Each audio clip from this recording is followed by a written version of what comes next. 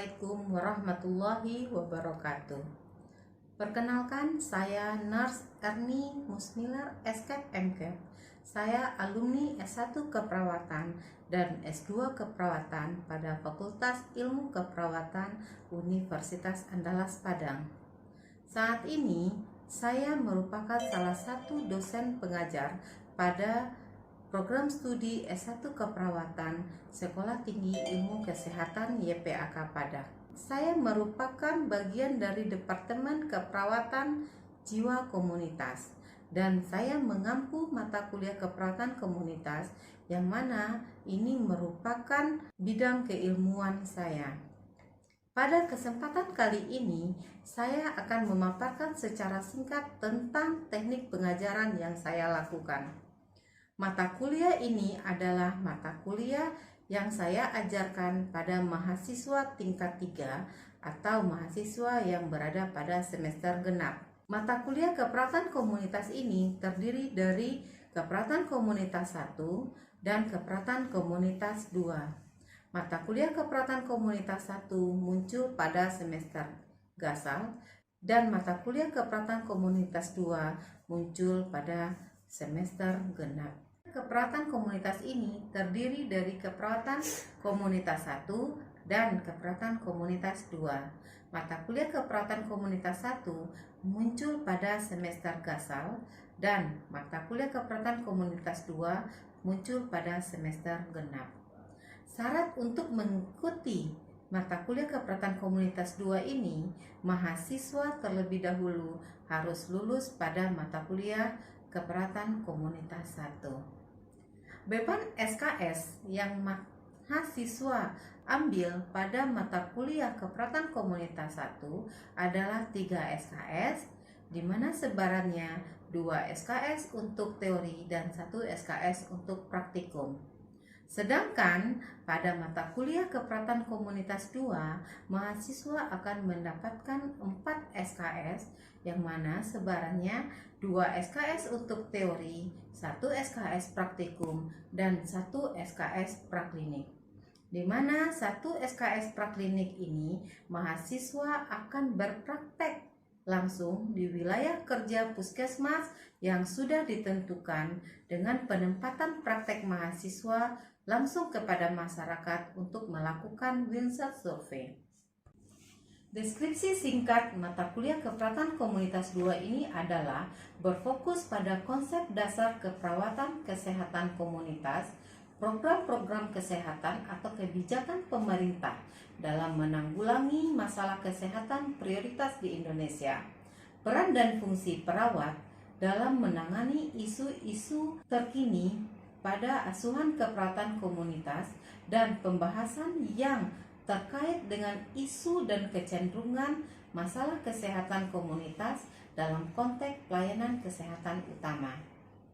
Dengan penekanan pada peningkatan kesehatan, pencegahan penyakit, dan pemeliharaan kesehatan dengan area-area khusus dalam keperawatan komunitas yang meliputi keperawatan kesehatan sekolah, keperawatan kesehatan kerja, dan pemberian asuhan keperawatan di rumah atau home care sebagai aplikasi ilmu-ilmu tentang terapi komplementer yang sudah didapatkan oleh mahasiswa pada perkuliahan sebelumnya, yang diberikan kepada individu, kepada keluarga, kepada kelompok, dan kepada masyarakat luas. Adapun ruang lingkup pembelajaran yang akan dipelajari oleh mahasiswa pada mata kuliah keperawatan komunitas 2 ini adalah tentang konsep promosi kesehatan dan program promosi kesehatan, tentang konsep keperawatan di rumah atau home care dan program perawatan di rumah, tentang konsep keperawatan kesehatan sekolah, program usaha kesehatan sekolah, dan asuhan keperawatan sekolah. Selanjutnya, membahas tentang asuhan keperawatan agregat dalam keperawatan komunitas yang meliputi tentang kesehatan wanita, kesehatan pria, kesehatan anak dan remaja, dan kesehatan lansia. Mahasiswa juga akan mendapatkan perkuliahan tentang asuhan keperawatan kesehatan komunitas pada populasi yang rentan seperti penyakit mental, kecacatan, populasi terlantar, dan penyakit infeksi dan menular. Selanjutnya, tentang materi, tren, dan isu tentang masalah-masalah terkini yang sering terjadi di komunitas seperti kenakalan remaja, penggunaan nafza, dan seks bebas. Dan mahasiswa akan mempelajari tentang peran dan fungsi perawat kepada pasien dalam pemberian asuhan keperawatan komunitas. Adapun capaian pembelajaran yang diharapkan kepada mahasiswa setelah mengikuti perkuliahan ini adalah mahasiswa mampu, pertama, menyusun rencana asuhan keperawatan komunitas yang berfokus kepada peningkatan kesehatan dan pencegahan penyakit minimal pada area sekolah. Yang kedua, mahasiswa mampu menyusun rencana asuhan keperawatan komunitas yang berfokus kepada peningkatan kesehatan kerja. Yang ketiga, mahasiswa mampu menyusun rencana asuhan keperawatan komunitas pada peningkatan kesehatan dan pencegahan penyakit minimal pada area sekolah, kesehatan kerja dengan menggunakan langkah proses keperawatan komunitas dan pelaksanaannya menggunakan pembelajaran berbasis pengabdian masyarakat.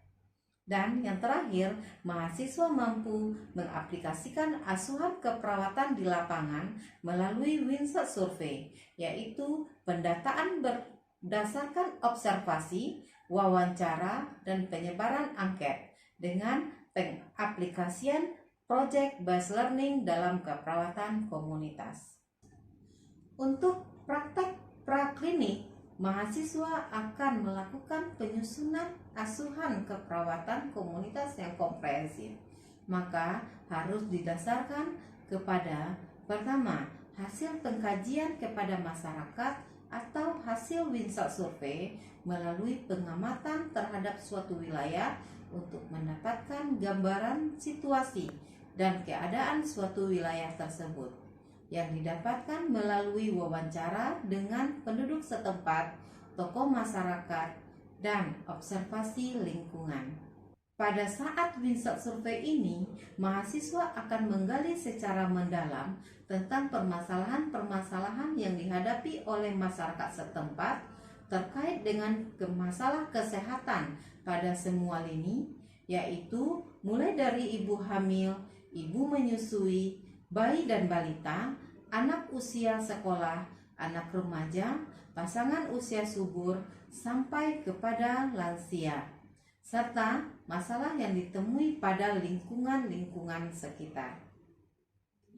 Setelah melakukan Windsor Survey tersebut, mahasiswa akan menegakkan diagnosa keperawatan komunitas yang prioritas berdasarkan masalah yang ditemui di masyarakat. Penyusunan rencana keperawatan atas dasar diagnosa prioritas tadi, maka mahasiswa akan menentukan tindakan yang akan diberikan kepada masyarakat yang sesuai dengan standar asuhan keperawatan komunitas yang berkoordinasi dengan lintas program, yaitu tim kesehatan yang ada di puskesmas dan lintas sektoral, yaitu pemerintahan wilayah setempat. Sebelum melakukan tindakan implementasi untuk mengatasi masalah yang didapatkan, terlebih dahulu mahasiswa melakukan musyawarah dengan masyarakat dengan melibatkan tokoh-tokoh yang ada dalam masyarakat setempat. Adapun tujuan melakukan musyawarah ini adalah agar perencanaan yang sudah disusun dapat disepakati secara bersama untuk diimplementasikan kepada masyarakat. Sebagai pengampu mata kuliah keperawatan komunitas 2 ini, saya terlebih dahulu melakukan rapat koordinasi dengan tim teaching yang menyangkut tentang materi yang akan diberikan kepada mahasiswa dalam rencana pembelajaran semester. Saat ini, dengan adanya pandemi COVID-19, secara otomatis terjadinya perubahan pada sistem pembelajaran yang diberikan kepada mahasiswa, yang biasanya sistem pembelajaran ini kita berikan secara tatap muka. Maka saat ini pembelajaran dilakukan secara sistem daring. Dalam pemberian perkuliahan, saya memakai sistem pembelajaran sinkronus, yaitu pembelajaran yang dilakukan bersamaan dengan mahasiswa yang diajarkan. Pada saat pembelajaran berlangsung, saya dengan mahasiswa sama-sama memecahkan suatu masalah yang ditemui pada materi yang diajarkan. Untuk memudahkan saya dengan mahasiswa dalam proses belajar mengajar saat terjadinya pandemi COVID-19 ini, maka saya menggunakan beberapa aplikasi, yaitu aplikasi Zoom dan Google Classroom.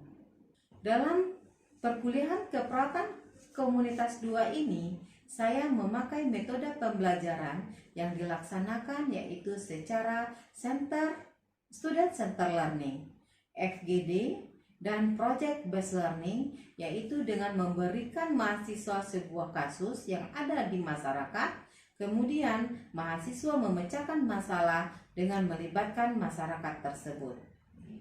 Salah satu bentuk FGD yang saya lakukan dengan mahasiswa adalah mahasiswa dibagi dalam kelompok-kelompok kecil untuk mempresentasikan dan menyelesaikan masalah sesuai dengan materi yang diberikan. Untuk lebih jelasnya, berikut saya tampilkan salah satu bentuk FGD yang dilakukan oleh mahasiswa. Baiklah, pada diskusi kali ini kita akan menampilkan kelompok 2 yang membahas tentang peran dan fungsi perawat kepada pasien dalam pemberian asuhan keperawatan komunitas, yang mana peran dan fungsi perawat ini akan diterapkan dalam pelayanan keperawatan komunitas. Peran adalah seperangkat tingkah laku yang diharapkan oleh orang lain terhadap seseorang sesuai kedudukannya dalam suatu sistem. Peran dipengaruhi oleh keadaan sosial baik dari dalam maupun dari luar dan bersifat stabil. Adalah bentuk dari perilaku yang diharapkan dari seseorang pada situasi sosial tertentu, menurut Pozier Barbara. Selanjutnya, peran perawat yang dimaksud adalah cara untuk menyatakan aktivitas perawat dalam praktik di mana telah menyelesaikan pendidikan formalnya yang diakui dan diberi kewenangan oleh pemerintah untuk menjalankan tugas dan tanggung keperawatan secara profesional sesuai dengan kode etik profesional, di mana setiap peran yang dinyatakan sebagai ciri terpisah demi untuk kejelasan. Baiklah, selanjutnya yaitu pemberi asuhan keperawatan dilakukan dengan memperhatikan kebutuhan dasar pasien, melakukan pemberian pelayanan keperawatan dengan menggunakan proses keperawatan, yaitu ada pengkajian, perumusan diagnosa keperawatan, perencanaan tindakan keperawatan, dan implementasi dan evaluasi. Selanjutnya, pemberian asuhan keperawatan dilakukan dari yang sederhana sampai dengan yang kompleks. Selanjutnya, peran perawat sebagai advokat. Di sini, membantu pasien dan keluarganya dalam menginterpretasikan berbagai informasi dari pemberi pelayanan kesehatan dan meminta persetujuan pada pasien atau keluarganya atas tindakan keperawatan yang akan dilakukan dan mempertahankan dan meliputi hak-hak pasien yang meliputi hak atas pelayanan sebaik-baiknya, hak atas informasi tentang penyakit, dan hak atas privasi dan hak untuk menentukan nasibnya sendiri. Saya mau bertanya. Ya. Perkenalkan, nama saya Nadia. Saya ingin bertanya yaitu, mengapa fungsi perawat independen sangat dibutuhkan? Demikianlah tadi salah satu bentuk sistem pembelajaran yang saya gunakan. Sebagai dosen, saya lebih memfasilitasi mahasiswa dalam mengarahkan dan meluruskan serta memberikan masukan dan penjelasan tentang materi yang dipelajari. Baik, Anda semua, tadi kita sudah melakukan presentasi terkait dengan peran dan fungsi perawat dalam pemberian asuhan keperawatan di komunitas. Bahwasanya kita ketahui perawat itu akan berperan untuk membentuk dari perilaku yang diharapkan dari seseorang ya, dalam keadaan kehidupan sosial. Nah, Peran perawat yang dimaksud di sini adalah cara untuk menyatukan aktivitas perawat dalam praktek keperawatan. Berdasarkan hasil konsorsium ilmu keperawatan, ada beberapa peran perawat yang akan kita jalani. Yang pertama, perawat itu sebagai pemberi asuhan keperawatan. Di sini, perawat akan bertindak sebagai pemberi pelayanan keperawatan kepada pasiennya. Yang kedua, perawat itu bertindak sebagai advokat klien. Artinya, seorang perawat dituntut sebagai pelindung pasiennya. Yang ketiga, perannya adalah sebagai edukator. Arti kata edukator di sini, perawat juga dituntut untuk memberikan ilmu-ilmu dan pembaharuan ilmu kepada pasiennya melalui promosi kesehatan. Yang keempat, peran sebagai koordinator.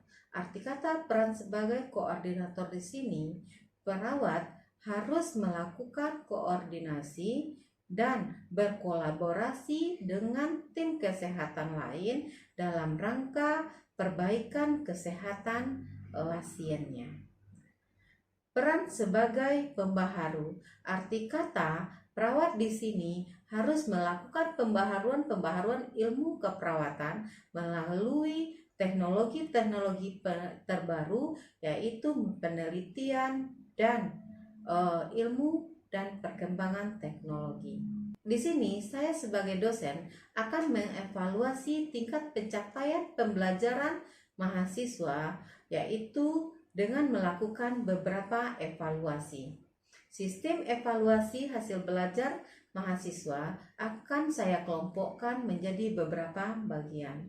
Yang pertama, dengan evaluasi ujian tulis melalui ujian UTS dan ujian UAS, atau ujian tengah semester dan ujian akhir semester. Sistem evaluasi hasil belajar mahasiswa yang kedua yaitu dengan penugasan, baik penugasan individu maupun penugasan kelompok. Yang ketiga, melalui evaluasi praktikum, yaitu mahasiswa akan saya praktekkan berdasarkan asuhan keperawatan komunitas di lapangan. Selanjutnya, penilaian mahasiswa juga saya lakukan terhadap soft skill mahasiswa, diantaranya dari segi sikap dan kedisiplinan mahasiswa dalam mengikuti proses belajar mengajar. Demikianlah skripsi diri saya dalam pengajaran keperawatan komunitas ini. Assalamualaikum warahmatullahi wabarakatuh.